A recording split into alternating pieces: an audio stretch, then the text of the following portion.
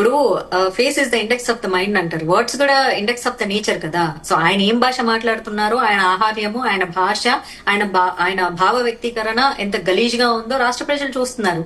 ఈ వయసులో చాలా ప్రజలకి మంచి మాటలు చెప్పాల్సిన ఆయన, యువతను ముందుకు నడిపించాల్సిన ఆయన, నా వయసు ఉన్నటువంటి కూతురు ఉన్న ఆయన అట్లాంటి భాష మాట్లాడుతున్నారు. ఓ పక్క ఏమో మహిళలు పార్టీకి రావాలి, డిస్కోటెక్కులు చేయాలి, తినాలి, ఎగరాలి, మహిళలకు స్వాతంత్రం లేదా, మహిళలు అన్ని చేయాలి అంటూ మరొక మహిళని ప్రాస్టిట్యూట్ అన్నాడంటే మరి ఆయన ద్వంద్వ అంటే పాముకు రెండు నాలుకలు ఉంటాయి కానీ పాపం దానికి తల్లోనే విషయం ఉంటుంది. ఈయన శరీరం నిండా విషమే నింపుకున్న మాటలు మాట్లాడంటే ఇంకెక్కడ మహిళా స్వేచ్ఛ, ఇంకెక్కడ మహిళా స్వాతంత్రం? నేను రాజ్యాంగబద్ధంగా చాలా పద్ధతిగా చాలా డీసెంట్ గా మాట్లాడాను. మరి ఆయన మాట్లాడిన భాష ఏంటి?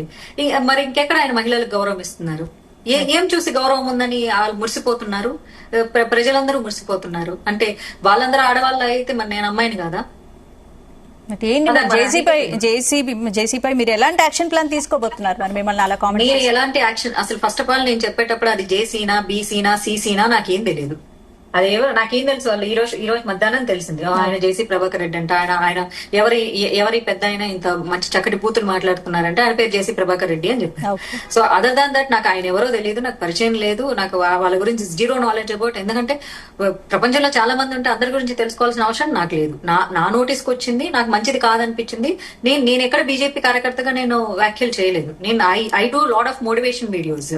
సో ఆ మోటివేషన్ లోనే మహిళా సేఫ్టీకి ఆ రోజు 2 వీడియోలు చేయడం జరిగింది. ఒక వీడియో చూసి this is not the safest zone అని ఒకటి చేయడం జరిగింది. సిటీలో ఉండే ఆడపిల్లలు అమ్మ తాగి తందనాలు ఆడొద్దు, సేఫ్ గా ఉండండి, అబ్బాయిలు కొంచెం తక్కువ అని చెప్పేసి వాళ్ళకు కూడా నేను వీడియోలు చేయడం జరిగింది. సో దీని పొలిటికల్ ఎజెండాగా మార్చుకుంటున్నారంటే అలాంటి కల్చర్లెస్ లాంగ్వేజ్ నేనైతే వాడటానికి సిద్ధంగా లేను.